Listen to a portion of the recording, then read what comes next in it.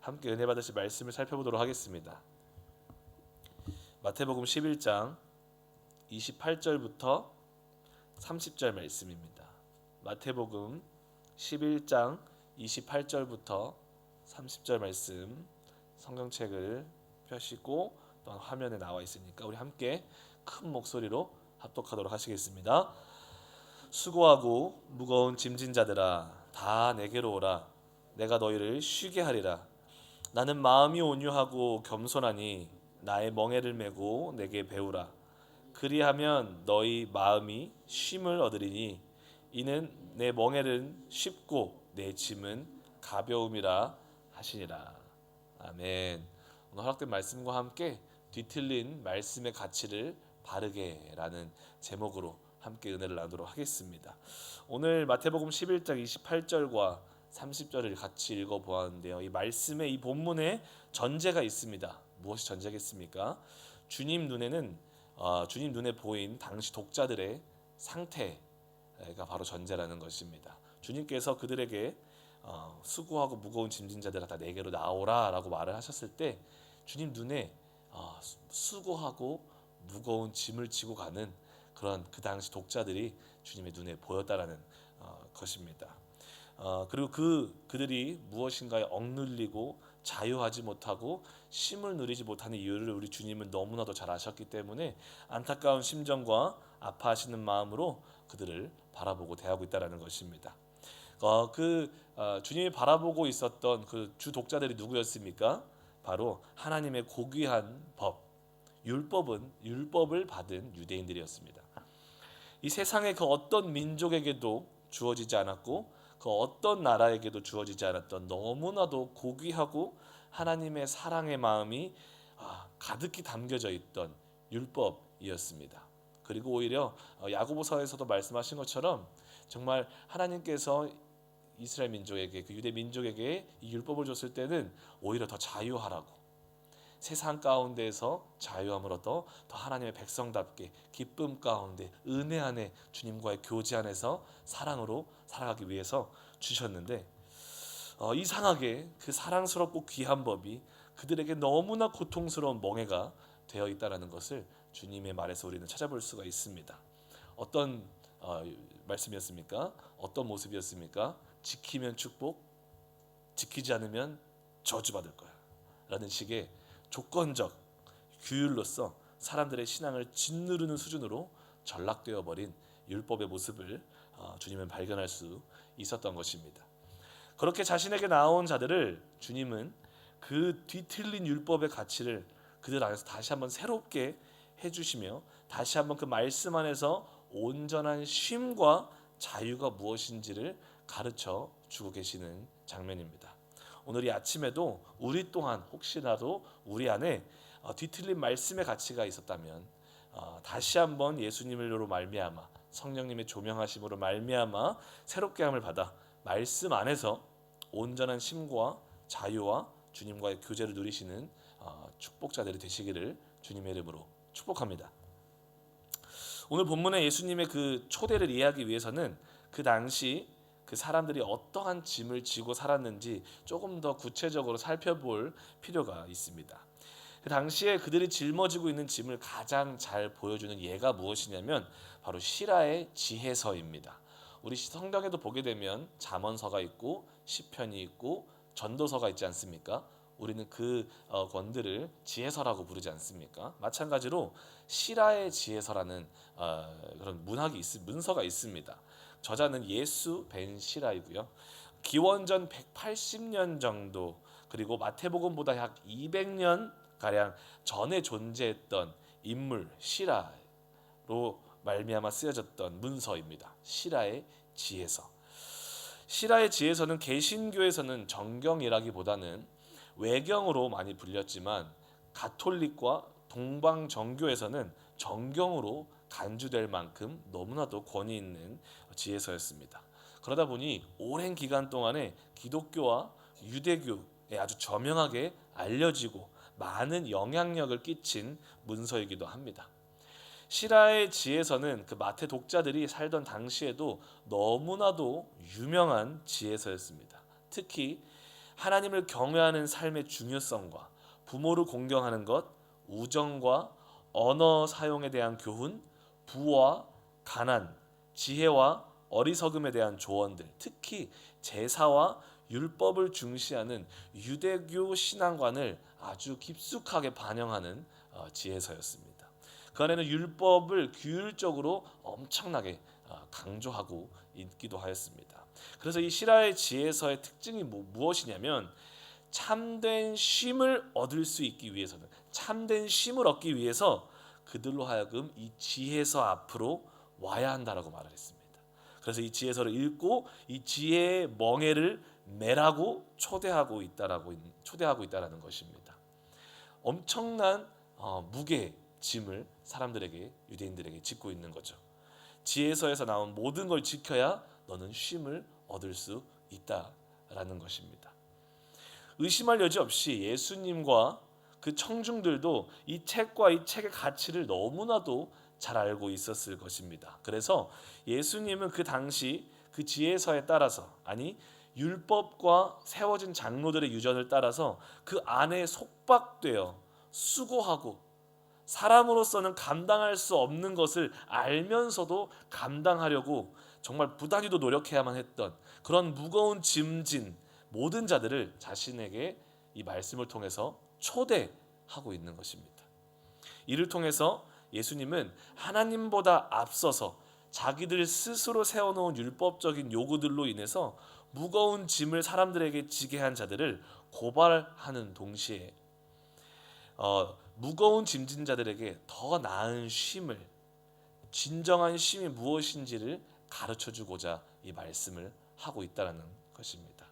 오늘 우리 가운데에도 신앙생활을 하고 있지만 말씀을 날마다 묵상하고 있지만 그 말씀을 순종해야 되는 것도 알고 있지만 그 말씀 안에서 주님과의 사랑의 교제와 주님과의 친밀한 관계가 형성되기보다 주님과의 대화가 형성되기보다 얼마나 많은 신앙인들이 그 말씀에 스스로 얽매여서 지켜야 하는 어떠한 규율 정도로 이해하며 답답한 신앙생활을 하는 신앙인들이 참 많이 있습니까?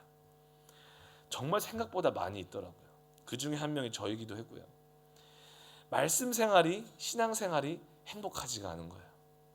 답답하고 자유롭지 못하고 뭔가 모르게 얽매인 것만 같은 신앙생활을 하는 분이 참 많이 있다는 것입니다.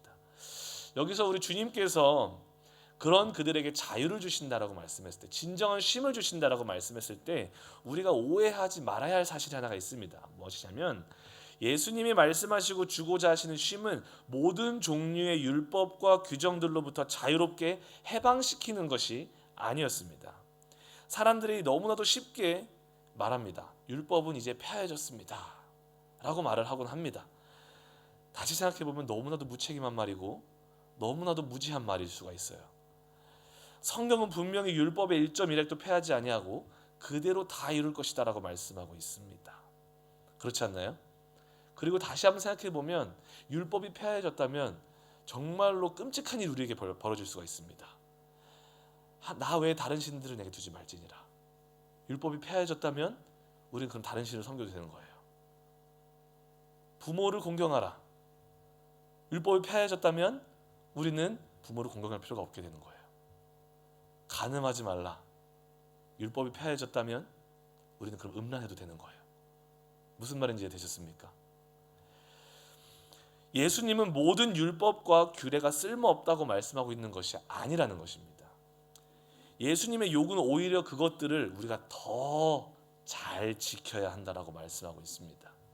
마태복음 5장 20절의 말씀은 이렇게 말합니다. 너희의 의가 서기관과 바리새인보다 더 낫지 못하면 결코 천국에 들어가지 못하리라. 제가 만약에 설교를 여기서 끝내면 저는 이제 이단이 될 수도 있을 것 같아서 여러분들이 지금 바라보는 시선이 저 윤 목사가 지금 무슨 소리를 하는지 한번 지켜봐야겠다. 그런 표정들이라서 순간 웃음이 나왔습니다. 여기서 서기관과 바리새인의 의보다 우리의 의는 더 좋아야 된다라고 말을 합니다. 더 나아야 된다. 그들의 의는 무엇이었습니까? 율법을 철저히 지키고 따르는 것이었죠. 오히려 예수님은 우리의 의가 바리새인의 의보다 더 나아야 된다라고까지 말하고 있는 걸 볼 수 있어요. 더 나아가 우리가 쭉 살펴보았던 마태복음 5장에 보게 되면 산상수훈에서 주님께서 쭉 가르치시죠, 말씀을. 그 산상수에 주신 말씀을 보게 되면 어떻게 보면 주님께서 우리들에게 가르쳐 주신 말씀은 구약의 율법보다 더 지키기 어려워 보이는 것이 사실이기도 해요. 왜냐하면 구약의 율법으로는요, 우리가 육체적으로 진짜 살인을 해야지만 살인이었습니다. 그러나 우리 주님께서는 뭐라고 말씀하십니까? 나는 다시 말하노니 너희가 마음으로 미워하기만 해도 살인죄다 라고 말을 하고 있고요. 구약에서는 육체적으로 간음을 해야지만 간음이었습니다. 그러나 주님은 다시 말하노니 뭐라고 말씀하시냐면 마음으로, 내 눈으로, 생각으로 음욕을 품기만 해도 간음한 것이다 라고 말하고 있는 것을 볼 수가 있습니다. 어찌 보면 예수님이 우리들에게 요구하는 말씀은 더욱더 어려워요. 더 지키기가 어렵습니다. 그러나 주님께서 진정으로 우리들에게 또 그들에게 가르치고 싶으셨던 것은 무엇입니까? 바로 억지와 억눌림 속에서 하나님의 말씀을 따르는 그런 부자연스러운 신앙이 아니라 오히려 어떠한 말씀이 주어지든지 간에 예수님이 우리에게 주셨던 그런 더 많은 요구, 더 어렵게만 보여지는 그런 말씀이 우리들에게 임할지라도 자유와 기쁨과 가벼움으로 하나님과 함께 동행하며 순종할 수 있는 그런 신앙을 우리들에게 허락하고 싶으셨던 것입니다. 억지와 규칙적인 것으로 하나님의 고귀한 법을 지키고자 하는 것은 결국에는 우리들에게 뭐가 되냐면 짐이 됩니다. 그리고 우리를 넘어지게 하는 스텀블링 블록, 한국말로 뭘까요? 장애물이 됩니다. 왜냐하면 우리는 결코 그 율법을 완벽하게 지킬 수 없기 때문에 그렇습니다. 그러나 우리가 이 말씀을 기쁘고 즐겁고 넉넉하게 지킬 수 있을 때가 있어요. 그때가 언제냐면 예수님이 누구인지를 말씀을 통해 깨닫게 될 때, 그리고 그 안에 심겨진 그분의 사랑을 말씀을 통해서 만나게 될 때에, 말씀을 통해 주님과의 친밀한 관계가 시작될 때 나를 넘어지게 하던 그 말씀이 얼마나 사랑스러워지는지 모릅니다. 그리고 더더욱 그 말씀과 하나님의 법을 지키는 삶 안에서 온전하게 주어지는 자유와 쉼이 임하는 것을 우리는 느낄 수 있게 되는 것입니다. 제가 이걸 너무 자신 있게 말할 수 있는 이유는 너무나도 뼈저리게 경험을 해보았기 때문에 그렇습니다. 이미 설교 가운데 한번 간증을 했던 적이 있습니다. 저는 예수님을 정말 뜨겁게 만났지만 동시에 정말 율법주의적 신앙 교육을 많이 받았습니다. 이거 순종해야지 천국, 이거 순종해야 축복, 이거 불순종하면 지옥, 불순종하면 저주야. 그런 교육을 받다 보니까 진짜 삶이 지옥이었습니다. 신앙생활이 지옥이었어요. 왜냐하면 그렇게 뜨겁게 만났던 예수님의 사랑은 온데간데 없고 저의 모든 시선은 어디 있냐면 이거 순종해야지 천국이야, 이거 안 지키면 나 지옥이야, 저주받아.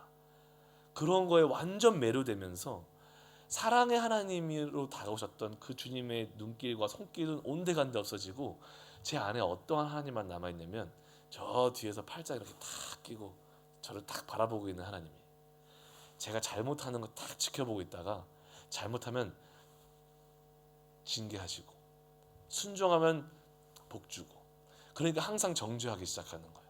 제 스스로를 비난하기 시작하는 거예요. 조금만 잘못된 일 있으면 너 불순종해서 그래 윤영준, 조금 좋은 일 있으면 순종하니까 받은 거야. 그런 저를 너무 많은 잣대를 가지고 대하니까 하나님이 그런 존재로밖에 안 보이더라. 너무 고통스러웠습니다. 신앙생활에 재미가 없었고 이렇게 할 바에는 그냥 그만두는 게 낫겠다, 그냥 세상에 돌아가서 사는 게 낫겠다 라는 생각을 하게 되며 이제 마지막으로 주님과 쇼부를 보기 위해서 주님 오늘 밤 저를 만나주지 아니하시면 저를 잃을 수도 있으십니다 라는 어찌 보면 되게 싸가지 없는 기도를 하였습니다. 주님은 제가 불쌍했는지 마지막 순간에 저를 만나주셨습니다.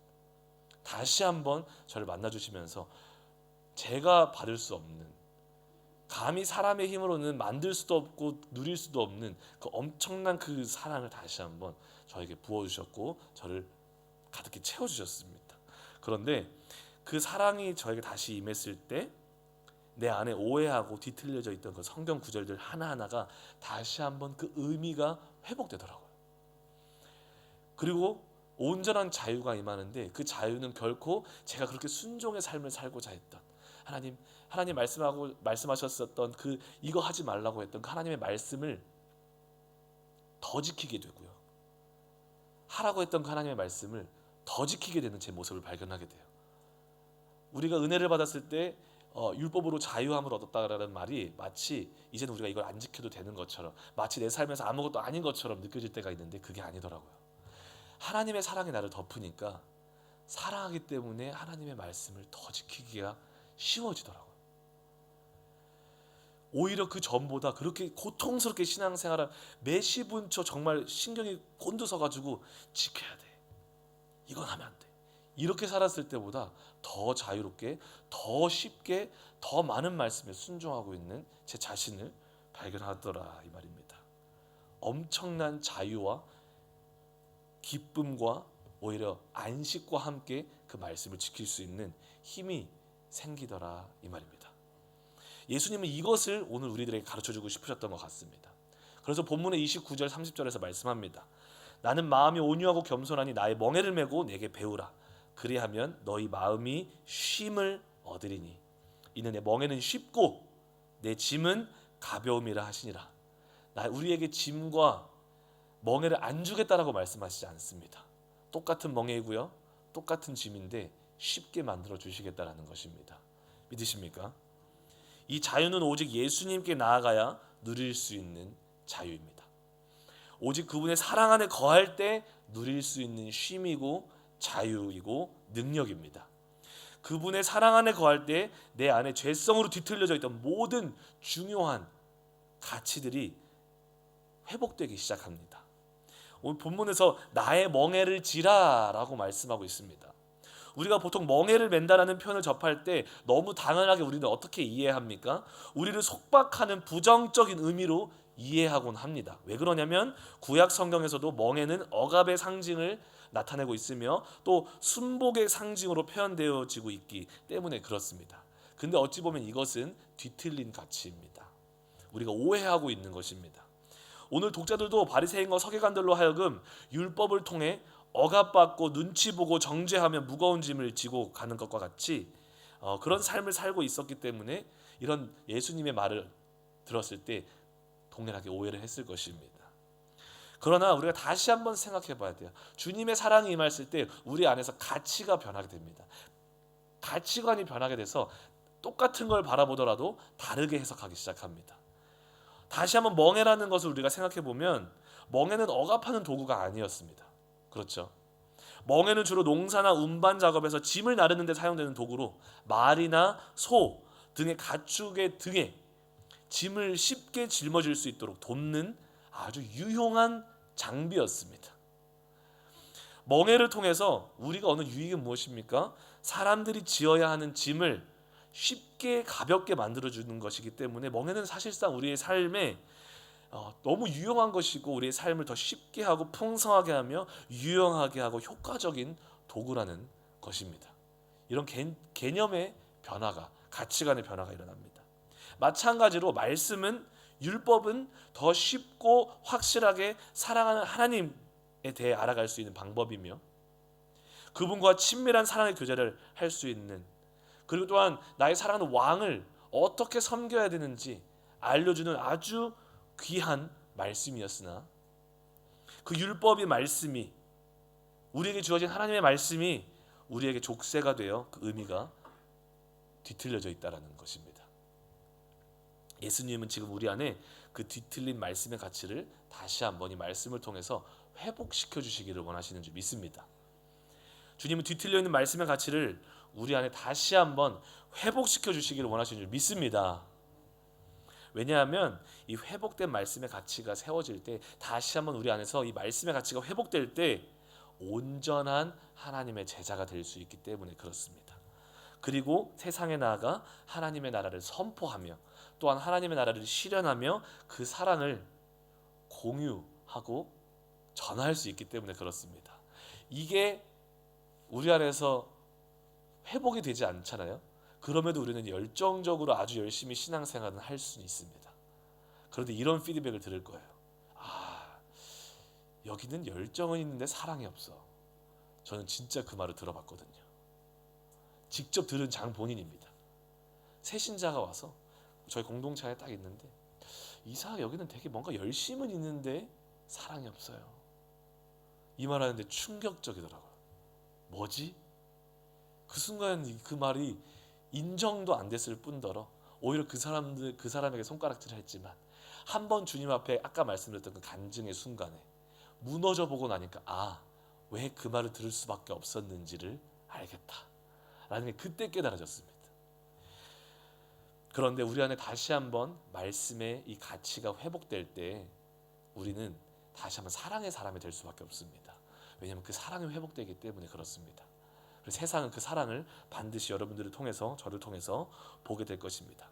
그리고 주님은 말씀하십니다. 내게 와서 내게 배우라. 내가 가르쳐 줄게. 나는 마음이 온유하고 겸손하니 나에게 와서 내게 배우렴. 내가 그거를 가르쳐 줄게 라고 말하고 있는 것입니다. 바리새인들과 서기관은 엄격하고 무서운 가르침으로 그들을 얼가매고 짓눌렀다면, 나는 온유하고 겸손하기 때문에 너희를 더 사랑해 줄 거고, 나의 사랑하는 아들처럼 딸처럼 나의 온유와 겸손한 마음으로 가르쳐 주겠으니 걱정하지 말고 나에게 나오라고 말씀하고 있는 장면인 것입니다. 이 말씀이 어찌 보면 그들에게 너무나도 위로가 되는 말씀이었을 것 같아요. 그들이 정말 원했던 말씀이었을 것 같아요. 그들에게 필요했던 말씀은 이거 해, 저거 하지 마, 이게 아니라 내가 가르쳐 줄게, 이거였던 것 같습니다. 오늘 우리들에게도 주님의 동일한 음성이 들려주고 있는 줄 믿습니다. 혹시 말씀 앞에 억눌리고 부담과 두려움으로 살아가시는 분들이 계십니까? 주님께서 오늘 그 우리 한 사람 한 사람을 안아주시기를 원하십니다. 사랑의 품으로 다시 한번 안아주시기를 원하십니다. 내 사랑하는 아들아, 내 사랑하는 딸아, 아빠가 가르쳐 줄게. 다른 선생님이야, 요즘에 얼마나 흉흉한 뉴스가 많이 있습니까? 그쵸? 아빠가 가르쳐 줄게. 오늘 주님의 품에서 뒤틀린 우리 안에 말씀의 가치가 다시 한번 바로 세워지기를 주님의 이름으로 축복합니다. 주님께서 사랑의 눈길로 말씀 깊이 새겨진 그 주님의 마음을 가르쳐 주심으로 우리가 그걸 다 깨달아 알고 주님의 자녀로, 주님의 참된 제자로 세워지는 오늘 아침이 되기를 주님의 이름으로 축복합니다. 아멘. 기도하시겠습니다.